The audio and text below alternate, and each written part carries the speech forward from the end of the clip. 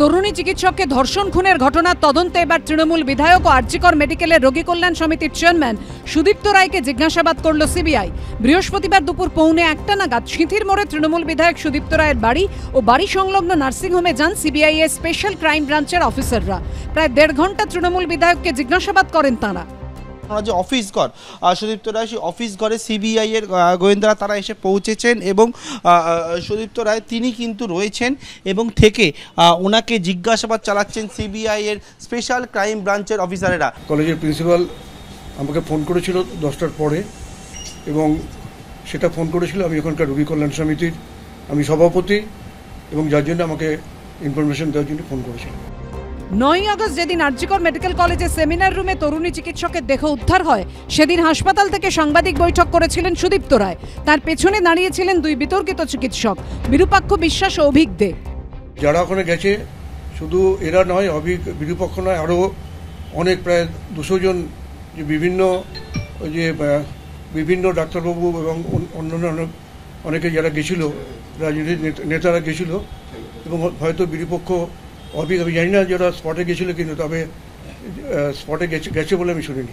পিছনে দাঁড়াতে পারে কিন্তু তার সঙ্গে অন দ্য স্পটে থাকার কোনো সম্পর্ক নেই। এবং আমি তখন বলেছিলাম আনন্যাচারাল ডেথ, এবং আমরা তার বেশি কিছু বলতে পারি না। তার কারণ হচ্ছে পোস্টমর্টম হওয়ার আগে কখনোই বলা যায় না যে আনন্যাচারাল ডেথের কারণটা কি।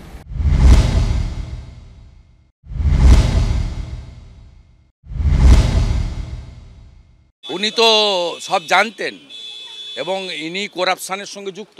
সুদীপ্ত রায়ের শুধু রেড করা নয়, সুদীপ্ত রায়কে কাস্টডিতে নেওয়া উচিত। হি গট দ্য ইনফরমেশন যে এরকম একটা ঘটনা ঘটেছে, অ্যান্ড আপনি বুঝতে পারছেন যে এত বড় একটা ঘটনা ঘটেছে, সবাই সব জায়গা থেকে ছুটে গেছে যে দেখতে যে কি হয়ে গেল। রোগী কল্যাণের দায়িত্ব কিন্তু টেন্ডার সাইন করা নয়। উনি এমএলএ, কিন্তু উনি তো মিনিস্টার নয় যে উনি সব পোস্ট রেগুলেট করবেন, সব জিনিস রেগুলেট করে নিয়ে আসবেন। সরকার যা যা দায়িত্ব দিয়েছেন উনি পালন করেছেন সেগুলো। প্রথম দিন থেকে বলছি সুদীপ্ত রায়কে বসানো হয়েছে রোগী কল্যাণ সমিতির সভাপতিতে, তৃণমূলের এমএলএ, তারপরে ওদেরকে দেওয়া হয়েছে মেডিকেল কাউন্সিল, জোর করে রিগিং করে দখল করা হয়েছে, সেটা নিয়ে মামলা চলছে, মোকদ্দমা চলছে। যেভাবে ভোটটা করা হয়েছে ডাক্তারদের মেরে পিটে ভোট না দিয়ে। আপনার কাছে যদি এই তথ্য ভান্ডার, তো এই তথ্য ভান্ডার আপনি কি সিবিআইকে দিন না, আপনি বাজার গরম করছেন কেন? সিবিআইতে যান, আপনাদের বন্ধু সংগঠন। শ্রীরামপুরের তৃণমূল বিধায়ক সুদীপ্ত রায় আরজিকর হাসপাতালের রোগী কল্যাণ সমিতির চেয়ারম্যান ছাড়াও রাজ্যের হেলথ রিক্রুটমেন্ট বোর্ডের সদস্য এবং ওয়েস্ট বেঙ্গল মেডিকেল কাউন্সিলের প্রেসিডেন্টও তিনি। পার্থপ্রতিম ঘোষ, রুমা পাল ও কৃষ্ণেন্দু অধিকারীর রিপোর্ট, এবিপি আনন্দ।